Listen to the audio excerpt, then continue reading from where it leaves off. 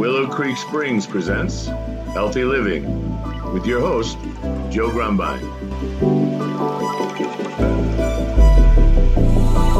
Judge is asking her a bunch of questions about the money, and all of a sudden I'm like, holy cow, and this lady literally took her retirement and got me out so that I could fight.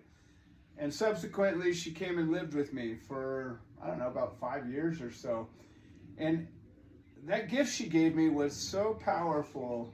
It was like, you ever hear the old fable about the lion that had a thorn in his paw? Absolutely. And he was so hurting, he couldn't walk, he couldn't hunt, he was miserable. And this little mouse comes along, says, hey, I can help you. And he goes and he reaches down in there, pulls that sucker out. All of a sudden, the lion is free, and he's just so happy, and he's got a friend for life. And that was how I felt, because I was in the lion's seat at that moment, fighting this battle, the tip of the spear. I was all bloodied, and I didn't have any way to get help. And she come up and she helped me. Well, that's what she does. But since that time, I've been struggling with, getting myself back on my feet, doing business and all that.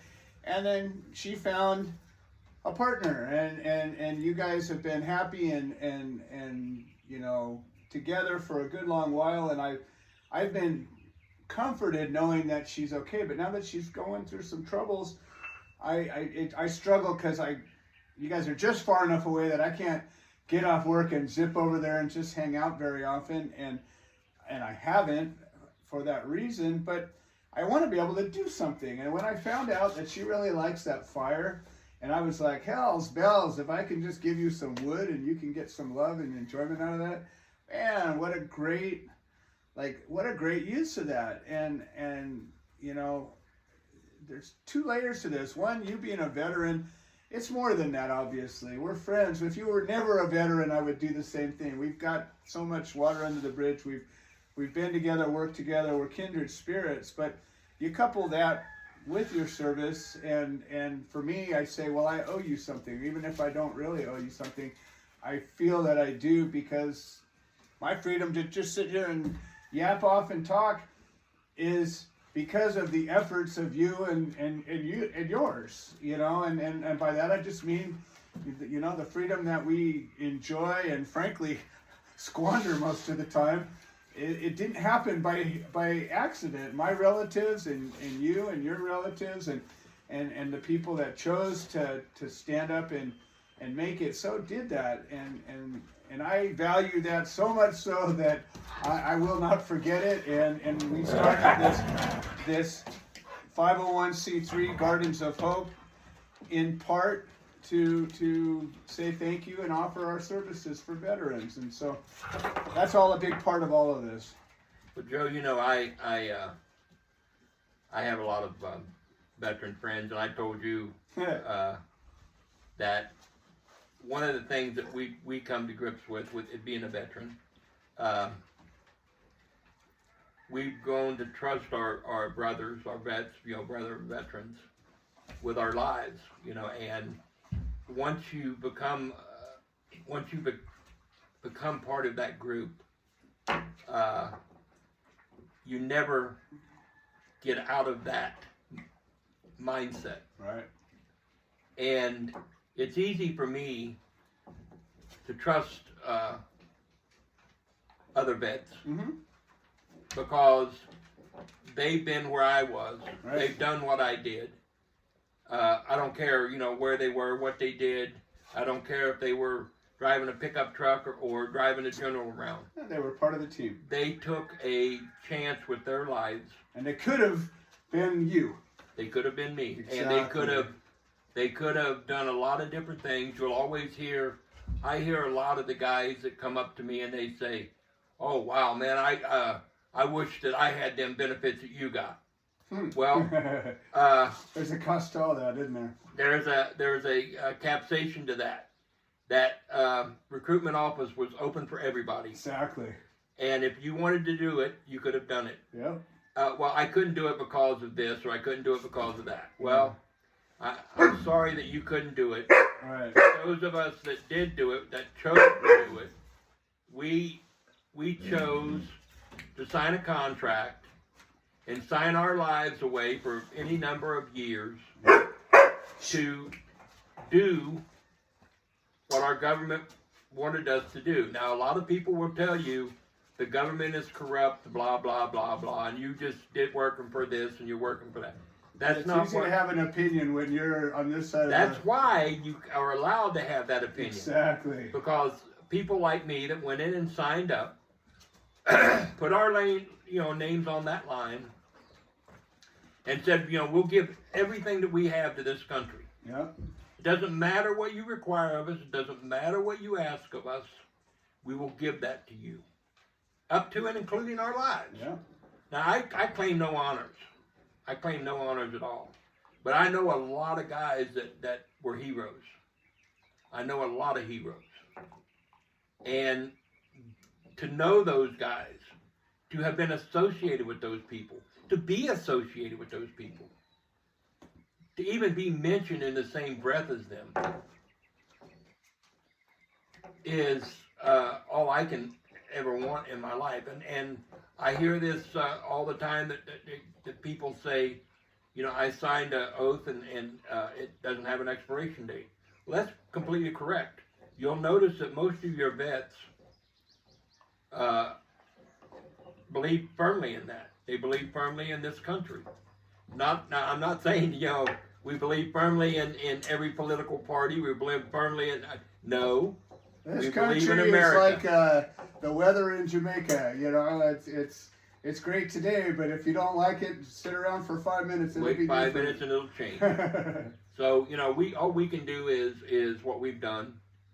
Right now, like I say, I'm 74 years old. My body is falling apart on me. I am blessed with the VA. You and I were talking about it earlier today. I've had 5 different kinds of cancer operations, guys. 5. Joe was with me with my very first cancer operation. And they told me, when they found this first cancer in me, which was a watermelon-sized tumor like this big around, they told me that I had 90 to 180 days to live. And that was about 5, 6 years That was ago. 12 years ago. Was it that long? It was 12 years Oh, ago, it Joe. was. And I Time goes said, by. and I said to them, oh, well, when somebody's telling you go home and get your affairs in order, Yeah. that you have less than 6 months to live, it changes your whole world around. And I didn't even tell anybody for the first 4 days after they told me. And then I decided to tell a few people. And one of them was Joe. And Joe came right out and he said, that's not acceptable. Nope.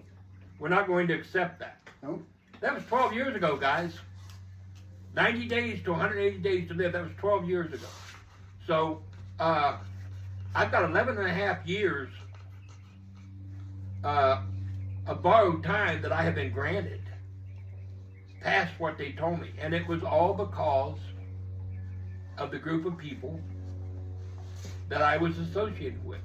Joe, Kathy, Lanny, Stephanie, the marijuana people. They were not going to let me fade away to nothing.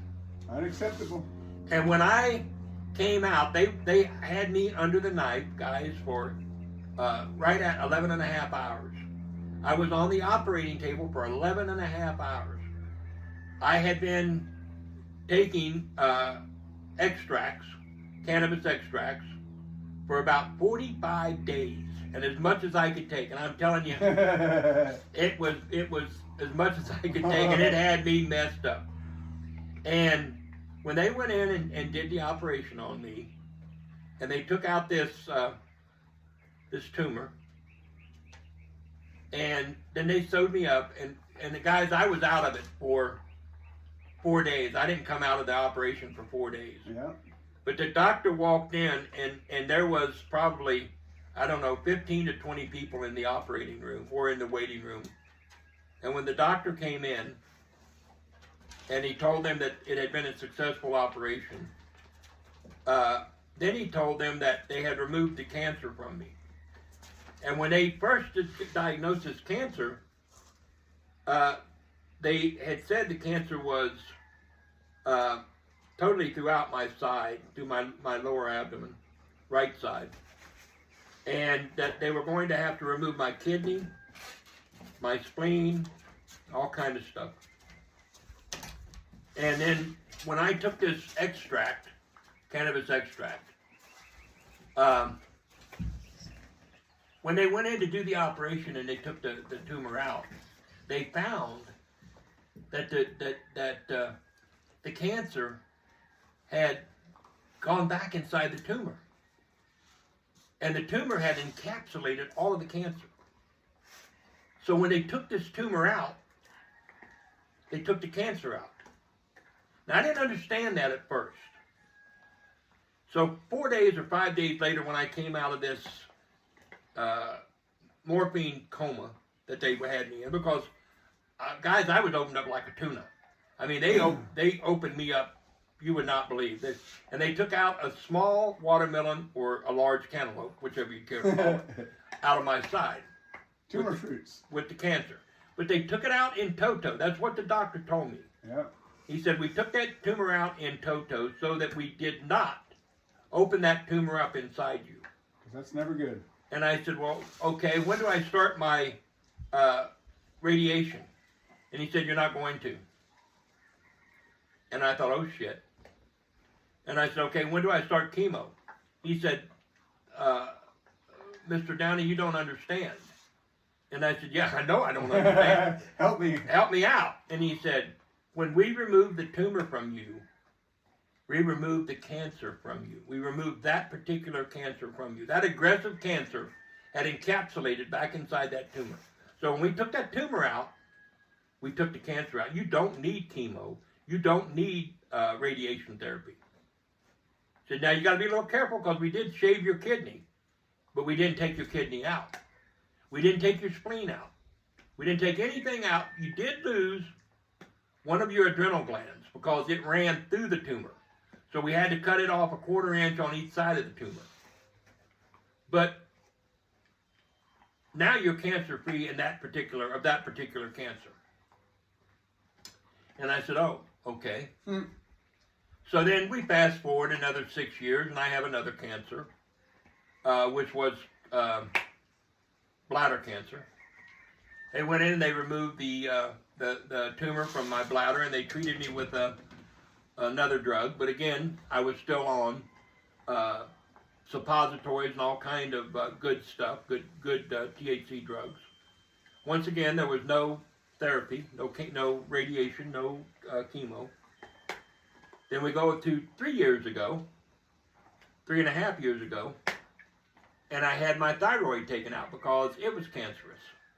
And you got to remember, guys, I was in the military and I did all kind of good stuff. You got all the shots and sprayed with all the. I got the chemicals. I got everything you can imagine. Up in the helicopter when they were spraying the crap. I mean, so I was there. So anyway, 5 different types of operations, but yet, and 5 different kinds, not 5 different kinds of cancer. But they were unrelated. They wasn't like they one were all turned different into cancers. another. They were all different cancers. I had lymph node cancer, I had thyroid cancer, I had bladder cancer, and I had a sarcoma in my side. Now that's the 4, but I've had like 5 operations because they had to go back in and take the one out in my side again because it had started to regrow. But it wasn't anywhere near what it was the first time, the tumor. So I've had 5 different cancer operations. But you know what? Not one time did I have to have chemo. Not one time. Well, when they did my thyroid, I took a radiation pill. But that's another thing to kill the last of the thyroid and all that. Specific thing for a specific it's a standard procedure. So, but all of those cancers that I've had in my body, and I'm still 74 years old. I'm getting ready to be 75, and I'm having trouble walking but that's because of a bad hip, another military experience. Bad knee, another military experience. You know, different They things take like their that. pound of flesh, that's for You sure. know, the military is going to get them when you're young and dumb, and you don't really realize the stress and stuff that you're putting on your body. After I got out of the military, I was a merchant marine for 25 years. Another one of the deadliest jobs on the planet, okay? But those are the things that I chose to do with my life. And I'm happy where I'm at right now. I'm happy with the people that I know. I'm happy with the people that I'm associated with. My good friend Lanny just started his radio show again. He's going to be on KFC 1050 Nice. at 8 o'clock on Tuesday evenings. I don't know what the show's name is right now, but you know, it was Marijuana, Compassion, and Common Sense. I think it's going to be something like More Common Sense. I like common sense. I like Common Sense. I'm a big fan. But Lanny is doing that every night, every Tuesday night, 8 to 9 o'clock, religiously. Cool. So we got Joe with the Cup of Joe now, Wednesdays at 5 to 6. Yep. And we got the Healthy Living podcast that's on all the time. So now we got that, and then we got Lanny back on. Yeah. So it hasn't stopped, guys. People haven't stopped going to jail. They have not, no matter what you hear, people are still going to jail for pot. It's happening. And it's got to stop. It's got to stop. This stuff's no worse than tomatoes, you know. I just bought new tomato seeds. So I'm going to plant me some tomatoes. All right. I got some tomato seeds in yesterday, yeah.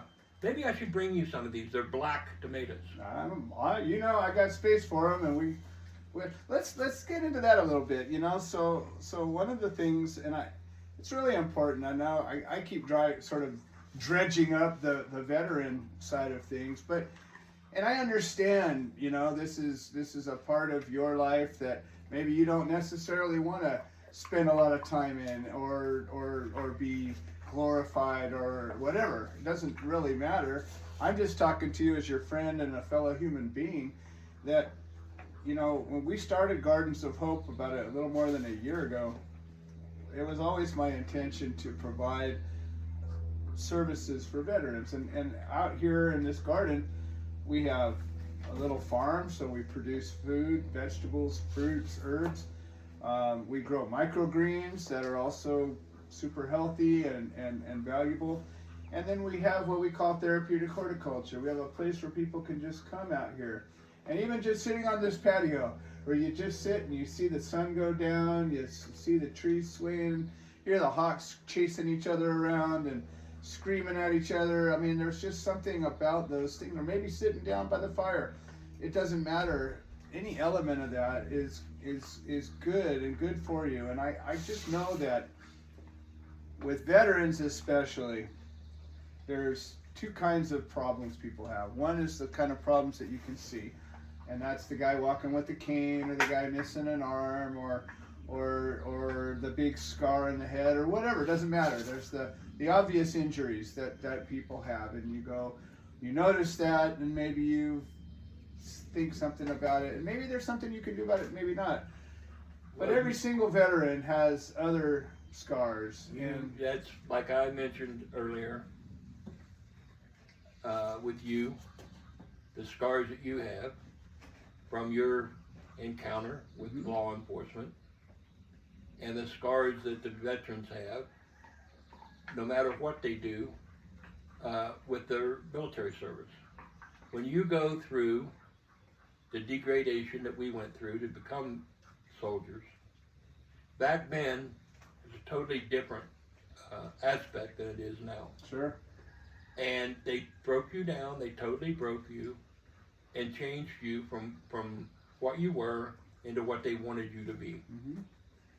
And most of the time, the only time you'll hear a veteran talking about his military service is with another veteran. Mm-hmm. And that is, I'm going to say 95% of the time that you will hear a vet talking about his service, no matter what it was. no matter where he was, no matter what he did. They won't. It's just not something that they feel comfortable talking about with civilians.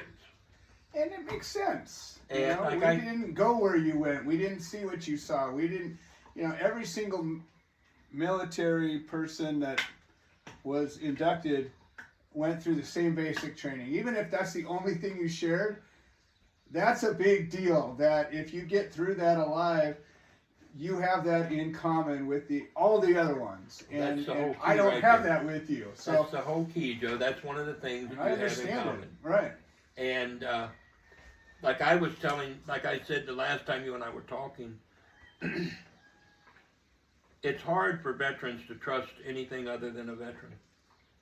And we may mouth the words, we may say things like that, but it's really tough to do.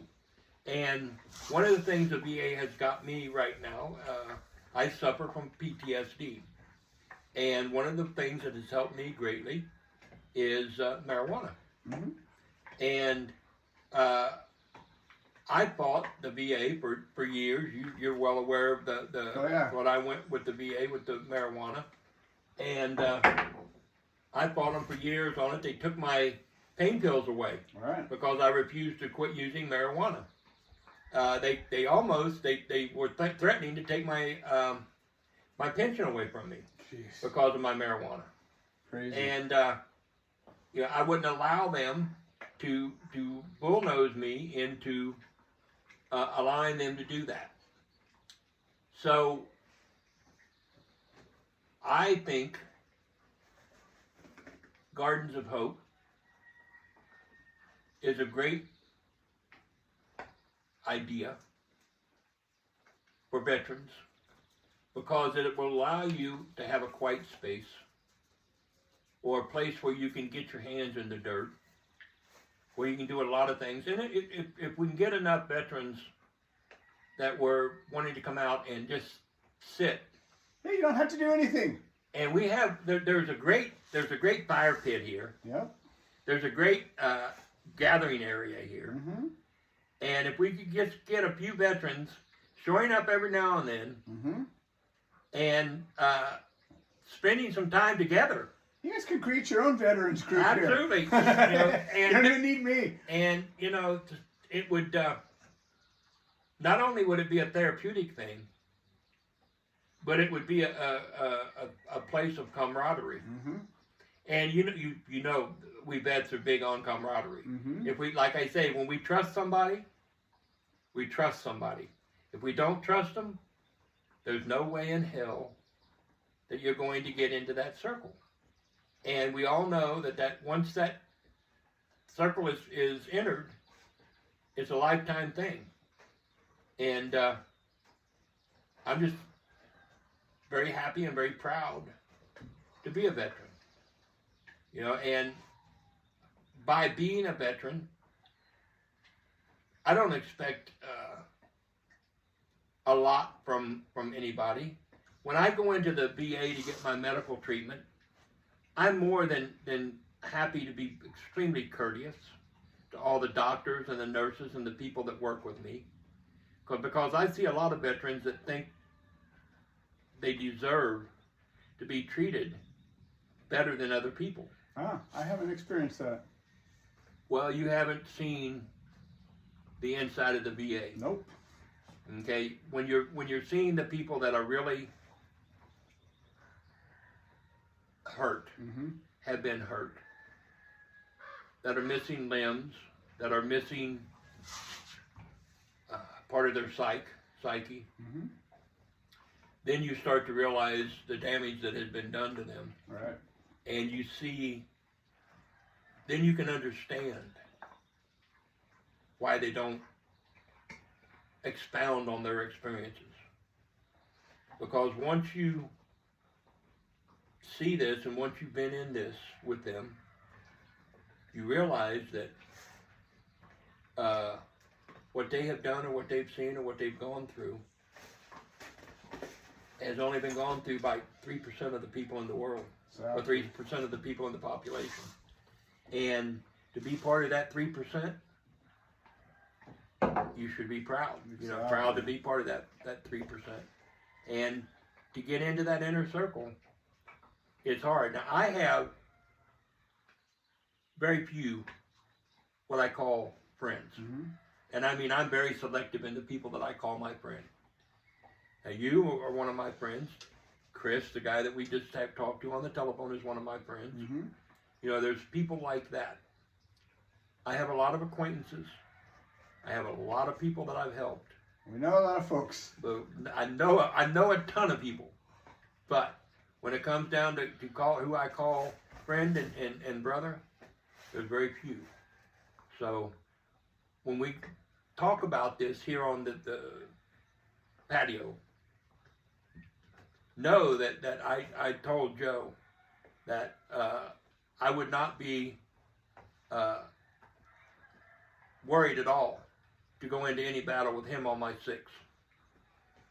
And that's a hell of a statement, you know, for a military man to make. You don't say that to just anybody, because those that know. They know what I'm saying. They know what it means. And